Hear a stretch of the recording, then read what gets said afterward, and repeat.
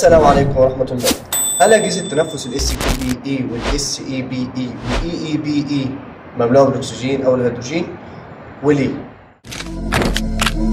أجهزة التنفس اللي هي Breathing Apparatus هي وسيلة أساسية لحماية الجهاز التنفسي العاملين في بيئات خطرة زي الأماكن المغلقة وبيئات منخفضة الأكسجين، بيئات فيها دخان، غازات سامة، أبخرة، حرايق، غوص، والهروب في حالات الطوارئ. أشهر 3 أنواع مستخدمة معانا في الحلقة ده نشرحهم إن شاء الله. أنا أحمد شعبان ودي قناة سيفتي ستيب. أول نوع معانا مستخدم اللي هو سيلف كونتيند بريثنج ابرتس، جهاز تنفس ذاتي. الجهاز ده بيحتوي على اسطوانة هواء مضغوطة قابلة للتنفس، بيشتغل بشكل مستقل تماما عن الجو المحيط، مثالي في حالات الدخان، الحريق أو الجو السام. بيستخدمه رجال إطفاء، فريق الإنقاذ، عمال التنكات والخزانات. طيب بيتكون من إيه؟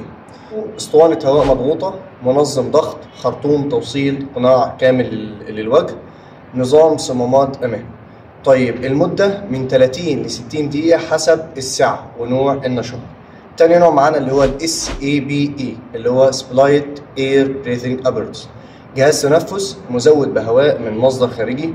الهواء بيوصل للجهاز عن طريق خرطوم طويل من مصدر خارجي، بيكون في اسطوانة صغيرة احتياطية لو حصل قطع في الخط. بيستخدم في الغطس الصناعي، الغواصات، بعض أعمال الإنقاذ. ليه ميزة وعيب. الميزة ممكن يشتغل ساعات، العيب حركة محدودة بسبب طول الخرطوم.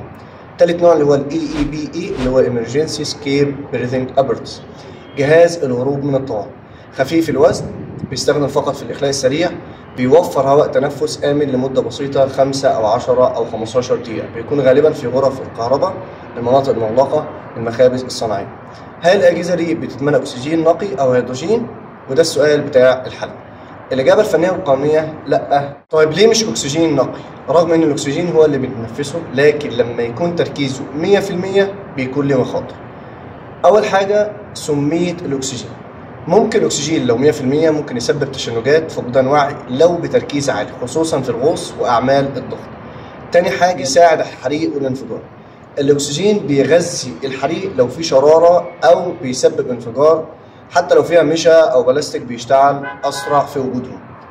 تالت حاجة مش كل أجزاء الجهاز مصممة للأكسجين النقي. الأكسجين ممكن يتفاعل مع زيوت تشحيم أو مواد داخلية للجهاز، يحتاج مواد خاصة معتمدة. لذلك الأكسجين النقي بيستخدم فقط في أجهزة بتتصمم بتعتمد لده، زي أجهزة التخدير، أجهزة الغطس. طيب ليه مش هيدروجين؟ الهيدروجين غاز ممنوع تماما في أي جهاز تنفس شخصي. طيب إيه هي مخاطره أصلا؟ هو مش غاز تنفس أصلا وغير صالح فسيولوجيا، وبيكون شديد الاشتعال، أخطر من بنزين، مولد الانفجارات بمجرد ملامسة الشرر، بيسبب الاختناق، بيطرد الأكسجين من الرئة، وبيمنع وصول الأكسجين للأنسجة. ملحوظة: جميع المعايير الدولية بتحظر استخدام الهيدروجين في أجهزة التنفس زي الأوشا، ال NFPA، الأيزو وهكذا. إذا الأجهزة دي بتتملى بإيه؟ بتتملى بهواء تنفس مضغوط، بتبقى بنسب زي الأكسجين 21%، نيتروجين 78%، غاز خامل بيساعد على الضغط والتوازن. الهواء بيتم ترشيحه وتطهيره من الزيوت، الرطوبة، الملوثات والشوائب البكتيرية، وغالبا بيتم تعبئته باستخدام كمبرسور خاص بفلترات معتمدة وتحت رقابة جودة دورية. هل ممكن نستخدم النيتروجين لوحده؟ لا إطلاقا. النيتروجين بيطرد الأكسجين من الرئة، بيؤدي الاختناق في غرف مغلقة، ممكن يسبب الوفاة في ثواني. ما لا يستخدم للتنفس إطلاقا إلا في ظروف صناعية محكومة جدا وبتركيز مختلط زي الغطس. ملاحظات مهمة جدا لمرشد السلام. أول حاجة بتأكد إن نوع الغاز مطابق للمواصفات، ما تعبيش الأسطوانة إلا في محطة معتمدة، ما تستخدمش أي زيوت أو مواد تشحيم غير مخصصة لأجهزة التنفس. بنتحقق من تاريخ انتهاء صلاحية الأسطوانة والصمام، بنخزن الأجهزة في أماكن جافة وباردة نسبيا بعيدة عن الشمس. طيب بنحسب بقاء اسطوانة التنفس ال SKBE بنحسبها ازاي؟ حساب زمن تشغيل الاسطوانة مهم علشان تخطط شغلك بدقة وتعرف حدودك قبل الدخول لأي منطقة خطر. المعادلة الأساسية بتكون عبارة عن معدل التنفس الطبيعي، الضغط الداخلي في سعة الاسطوانة بيساوي المدة.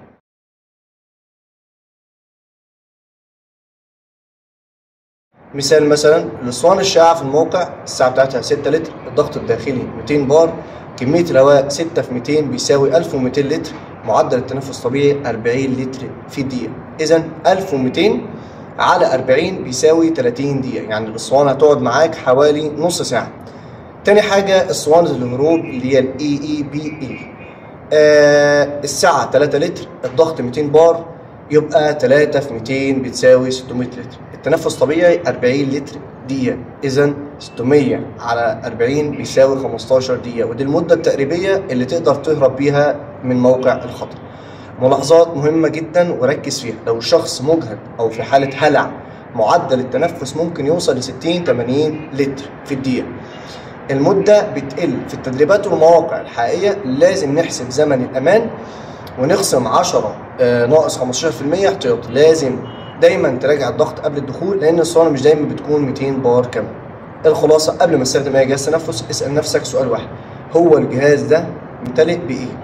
استخدم اكسجين او نيتروجين. استخدام الاكسجين او النيتروجين غلط وبيخالف كل المعايير الدوليه، وسلامتك مش هتحقق الا لما تعرف امكانيه جهازك وحدوده وعيوبه. ولو شغلك مرتبط بالاماكن المغلقه او التنكات او الصهريج، فانا عامل حلقه كامله على القناه بعنوان الاماكن المغلقه كونفايند سبيس، فيها كل التفاصيل اللي هتحميك وتحمي فريق. ما تنساش تشوفها بعد الحلقه دي لانها تكمله مهمه جدا للمعلومه. انا احمد شعبان، ودي كانت حلقه من قناه سيفتي ستيب. افهم قبل ما تلبس وفكر قبل ما تدخل، والسلامه دايما اختيار مش صدفه.